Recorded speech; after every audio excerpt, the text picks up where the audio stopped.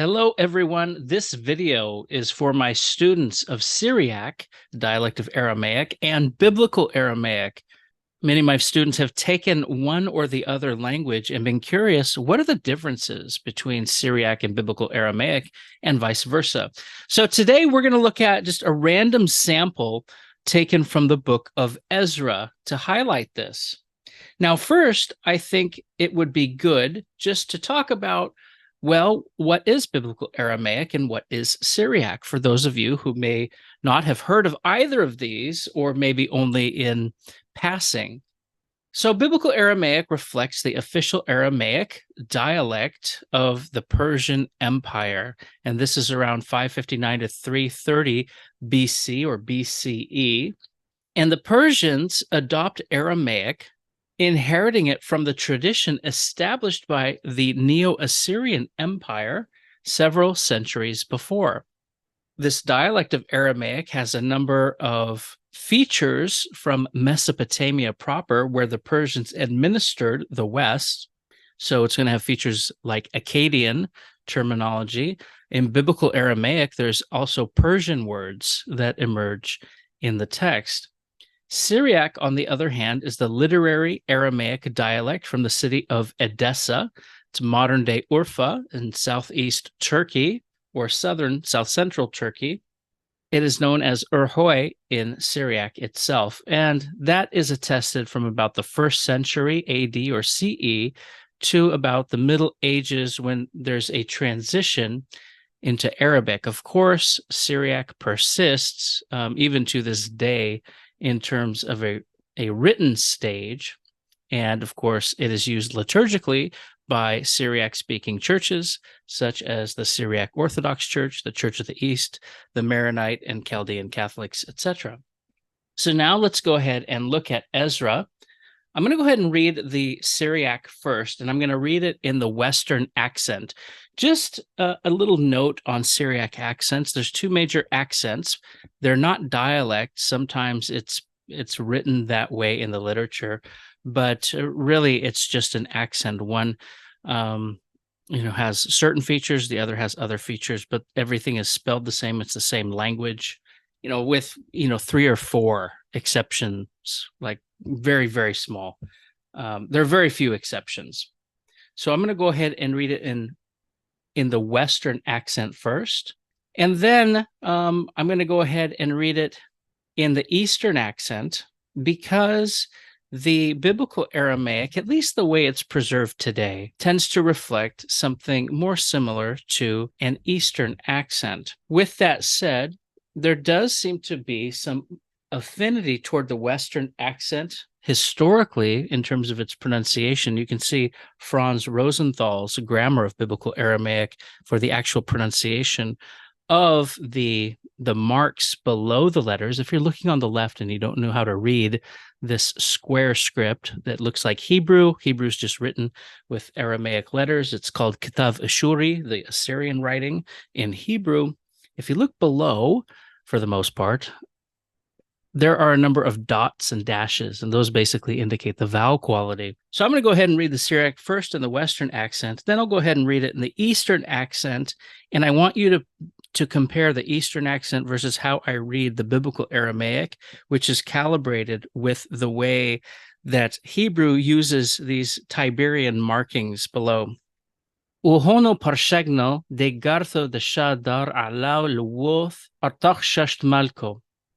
عبدك نوشة برنهرو وحنعث يدعي نهوي لملكو ديهو دوية دسلق من الوثق علين وثلو رشلم ريثو مرثو وفيشتو بونين وشوري شخلل وشتست خط وخانو نهوي يدعملكو دينو دقريثو هوذي تتبني وشوري نشتخللون مراثو لتلوخ وفي ملكين لو تدعاه.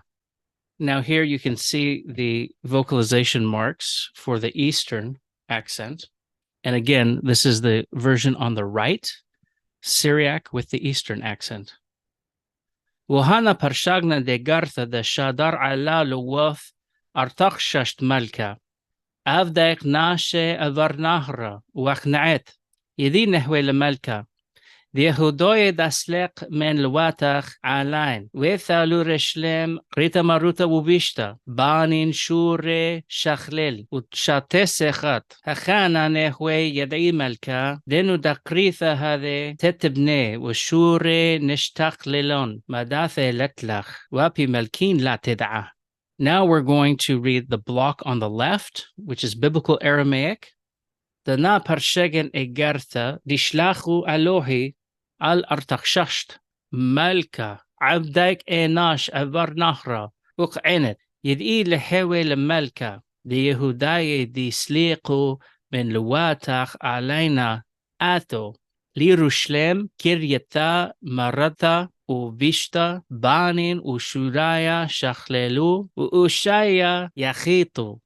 כען ידיעה להבל מלכה, דהן קרייתה דח תתבנה, ושוריה ישתכללון, מנדה ולא והלך לה ינתנון, ואפתום מלכין תהנזיק. Okay, let's go just look verse by verse. Here we have verse 4:11. And I'm using an existing translation here and modified just a little bit. And below, you'll notice in the cayenne or the light blue, the Biblical Aramaic in transliteration, and in green, the Syriac in transliteration. The Biblical Aramaic in transliteration, I lifted from a program, so there may be some conventions that might be different for you, or it looks like there's some excessive shvaz here, but it is what it is. So wahana prashagna de gartha the shadar ala luwath artakshasht malka avdaik nash avar nahra waknaet. That's the Syriac. The Biblical Aramaic. The na parshegen e gartha dishlachu alohi al artakshasht malka avdaik nash avar nahra. This is the copy of the letter that they sent to him, even to Artaxerxes, the king. Your servants, the men beyond the river. And now. So the first words are similar. They're basically the same, actually. But of course, there is a small difference. Now, disregard the initial waw at the front, or the vav. At the Syriac, waw just means and.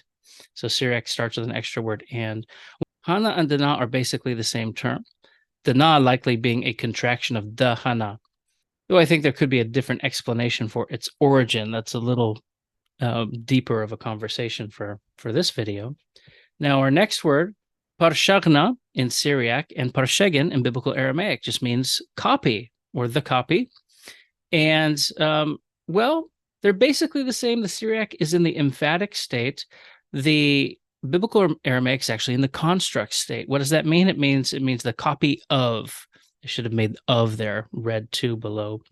And you'll notice that dalet, you see this is just activated, the copy of in Syriac. So one way to do this possessive form is to use the emphatic plus the possessive dalet, whereas the Biblical Aramaic is just using the bound or the construct form, which implies of, right? So the copy of is how it's being said. Copy of what?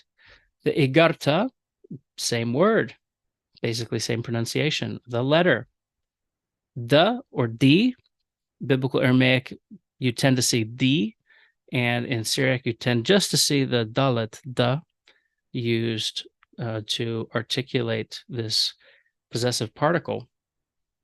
Now, we do have some difference here, but it's really just a difference in word choice. And it's interesting because both of these words mean descend, right? And so the Syriac is a translation of the Aramaic, of the Biblical Aramaic. So why would they change that if both mean to send? I mean, you can say shlah in Syriac just as much as you could Biblical Aramaic. And in fact, the word apostle means shliher. So shliher, someone who is sent, instead they're saying shadar. Well, because in Syriac, letters get shadard, if I can say it that way. You shadar a letter, right? And so a shlah, usually it has this sense of sending people.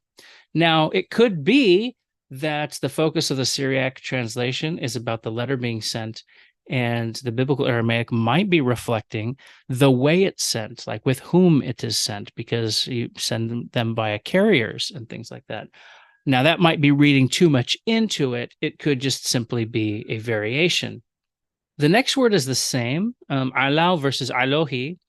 I tend to start with Syriac because I'm reading from right to left. That's why I do the Syriac before the Biblical Aramaic. Syriac is on the right, and then Biblical Aramaic is on the left. And the convention for Biblical Aramaic is to pronounce these letters, whereas in Syriac, they go silent toward the end of the 3ms suffix. Here you have a little difference. Luoth in Syriac, toward, versus al, unto. Then the name of Artaxerxes. Fun pronunciation, whichever dialect you choose. Malka and Malka. Avdaik and Avdaik. Same and same. Enosh, Noshai.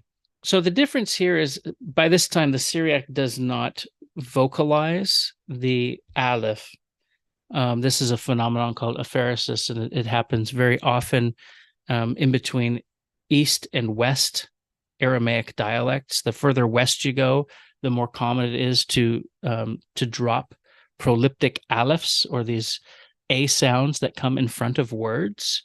So you just pronounce it nashai, the men of. Here you just have enosh in Biblical Aramaic, effectively the same, but the construct plural is different. Avar nahra, basically the same in both the men beyond or across the river. What river is that? The river Euphrates. And so the men beyond the river, think of it, remember the text, the political apparatus in Persia, it's far to the east of where Jerusalem is. And so Jerusalem is far beyond the river Euphrates.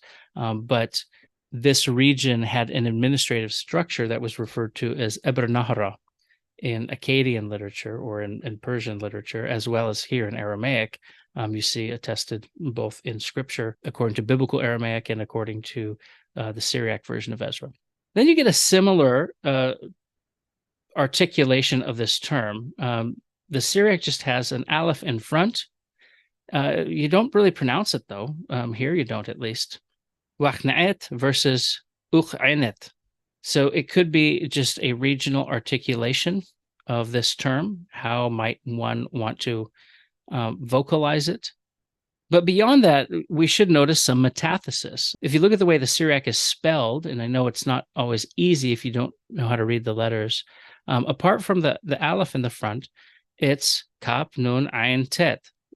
Whereas if you look at the Biblical Aramaic, it's kaf, ayin, nun, tet. So there's a switch in the middle, and that's probably why we have an aleph in front, is to somehow deal with that consonant cluster. We'd have an aleph in Syriac. For verse 12, we'll go ahead and read it just to recap and see how similar they sound. Yid'i nehwe lemalka v'yehudaye daslek min luwatach alain. Wethau lureshlem krita morodta uvishta. Banen ushure shachlel. And the Biblical Aramaic, Yid'i lehewe lemalka v'yehudaye disliqu min luwatach alaina. Athu lureshlem Kiryata, Maradta, Uvishta, Banain, Vishuraya Shachlelu, Vushaya Yachitu. And that basically means, be it known unto the king that the Jews that came up from before you have come to us unto Jerusalem. They are building the rebellious and the bad town, and have finished the walls and are digging out the foundations. So we see in the beginning, the word for known, yid'i, is the same, yid'i'ah. The furtive patak, as it's called in the Tiberian vocalization system, is present here in the Biblical Aramaic. We don't see that in Syriac.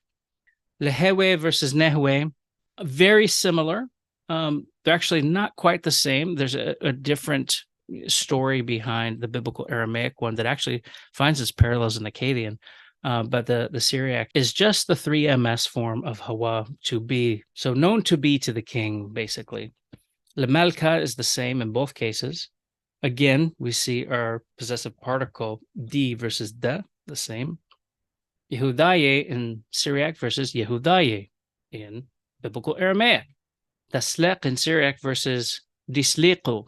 Spelled the same, the vocalization tradition is different. By now, the 3MP, the third masculine plural endings of these perfect verbs in Syriac aren't pronounced. If they are pronounced, they're usually followed by a nun. Min versus min, luatach versus luatach, alain, alaina, to us. One interesting feature that's a little different between Biblical Aramaic and Syriac is the 1CP, or the first common plural suffix. In Syriac, it's just a nun, n. But in Biblical Aramaic, in regional dialects of Aramaic, it's na. We say that in Arabic too, right? If you wanted to say our father, you'd say abuna instead of abun. Syriac, classical Syriac is going to be abun. Dialectical Syriac, Biblical Aramaic, and even Arabic would be abuna. Here we have alain versus alaina. So similar enough, but there's something that makes Syriac just a little different, a little spelling difference. Wethau and atho, or have come, basically the same. Lo reshlem, liRushlem. Okay, to Jerusalem. Both are still going to Jerusalem. Krita or Kiryata. Same spelling, different vocalization tradition. Krita, Kiryata. Town, that town. Maruta versus Marata. Not too different. There is, of course, a waw or vav in the Syriac version that you don't see in the Biblical Aramaic. The root's the same. Uvishta, uvishta. The bad and the bad. Banain, banain. Here you have a active participle for building. It's the masculine plural participle. Same root, same spelling, slightly different pronunciation tradition. Ushure in Syriac versus Ushuraya in Biblical Aramaic. So the Biblical Aramaic plural here is the older form, and the Syriac actually has a 3FS possessive suffix on it. So building its walls, right? And its walls, the next word is they have finished here, and the walls in Biblical Aramaic. So Syriac and its walls, Biblical Aramaic and the walls. Well, what? Shachlel, shachlilu, and have finished, right? So again, finished, pretty similar here. Now we have different words being used for foundations. Shaltese in Syriac versus Ushaya for foundations. Chat in Syriac versus Yachitu. So we see the same root, just vocalized according to a little different pattern. Moving on to verse 13, reading it real quick in Syriac. Hachana nehwe yadi malka, wenu dakritha hada titbne, ushure nishtachlelun, madatha litlach, wopfi malkin la tid'a. And the Biblical Aramaic, ka'an yadi lehwe malka, the en qiryatadach titbne, ushuraya yishtachlelun, minda blo v'halak la yintenun, waptum malchin tahanziq. Be it known now in the Biblical Aramaic, or be it known thus in the Syriac, unto the king, that if this city be built and the walls finished, they will not pay tribute, impost, or toll, and so you will damage the revenue of the kings. Well, of course, there's a difference here. Ka'an is a Biblical Aramaic term for now. Hachana in Syriac for thus. These terms might be related. If it's true that they are, well, we have a loss of ayin in the Syriac, and we have an initial hey on the front of it to distinguish it from the Biblical Aramaic counterpart. We already talked about yad'i, and we talked about the difference between nehwe and lehwe. Again, malka is pretty much the same. Syriac just doesn't have the direct object particle lamed, the prefix lamed, as Biblical Aramaic does. D, of course, is the same. And then we have the word N in Syriac for if, and hen in Biblical Aramaic. So spelling different. We have Aleph Nun in Syriac versus He Nun in Biblical Aramaic. Meaning and sound is the same, en, hen. But then Syriac also adds hu, and if it be, and if it be. Qiryata, qritha, we talked about. Hade and dach, that's just the feminine singular. We looked at Hana in Syriac earlier versus Dana in Biblical Aramaic.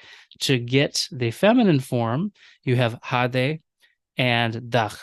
There's a longer story behind these and how they're produced. Suffice to say that Syriac emerges one way from that historical conversation, and Biblical Aramaic another. The following verb is the same, titibne, be built, v'shure, v'shuraya. Both of these are the same, and the walls, really, and its walls in both cases. Now, for the term finished here, nishtachlelon versus yishtachlelon. The Syriac actually starts with a nun. The 3MP uses a nun, whereas the expected yod in the third masculine plural is what we have in Biblical Aramaic. So there's a couple dialects of Aramaic that do a nun instead of a yod, but the far more common, historically speaking, is with a yod. In fact, if you did some comparison with Hebrew or Arabic, you'd see yod as the initial letter for that form. So the aberration or the variation is the nun in that case. I'm sure someone who's learned more than me can jump in on this, but given how they're written in Syriac, I often wonder if the yod was written a little longer than it needed to be and was misinterpreted as a nun. I wonder to myself. I'm sure someone's done an article about it or mentioned it in the grammar somewhere. If you've heard about it or you have any data to support that, go ahead and leave it in the comments below. I'm sure we could all benefit from that. Our next word, madatha, is interesting. Syriac and the Biblical Aramaic minda, they're actually from the same root. And they're actually Akkadian. So these are Akkadian words that enter into the conversation. Why would they be Akkadian words? Well, tribute is something you pay to a stronger power. That stronger power in the ancient Near East happened to be Assyria or even Babylonia, or Babylon, I should say. And so maybe it's expected that we might be using this word, especially since the communication being recorded in Ezra is official communication from Mesopotamia. It makes sense. They would use their own terminology for tribute and things like that. And it's from Nadanum.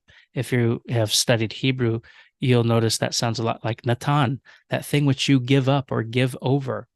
So a gift, Natan, Nathaniel, right? Nathaniel, given by God, right? Or God-given, we could say. So it all goes back to that root, but in Akkadian, it's a dalet or a D sound that's used rather than a T as it's used in Hebrew. Now, what's interesting is that we get a couple more Akkadian words, blo or bilto in Akkadian for another type of tribute.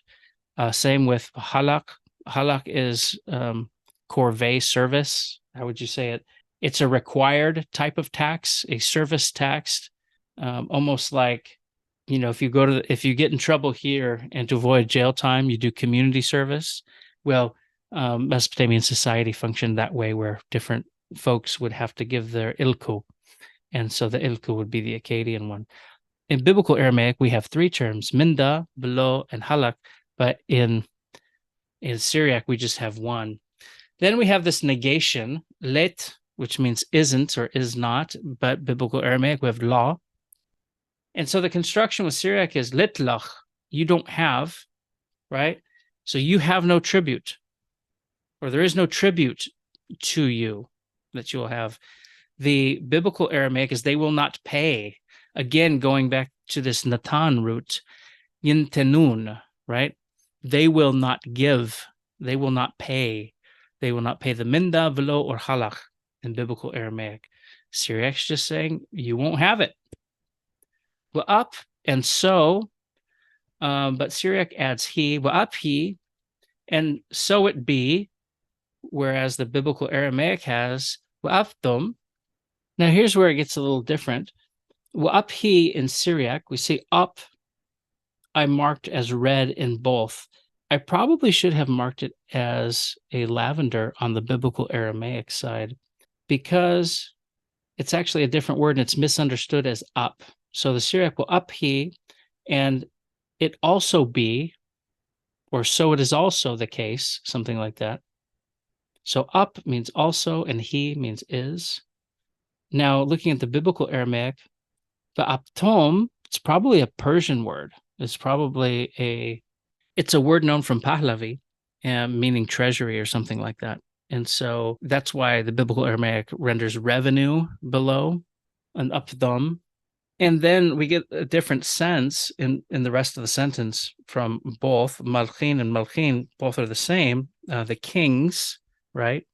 But then the verb, la ted'a in Syriac, and also it be that you will not know the kings in Syriac.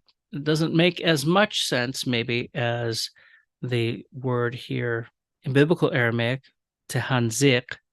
Nazak just means to be, like, that's an old Akkadian word, to be angry, disturbed. I think we have it in Arabic too, nazaka.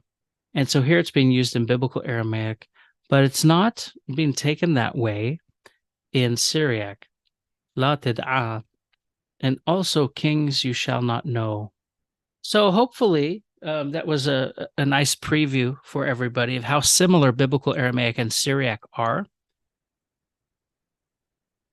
Yeah, they're studied as two different sort of languages, but really it's the same language with some differences. The differences might be in spelling, they might be in pronunciation, they might be in terminology used. And you can see if one's not using certain terms, one may not know how to take that.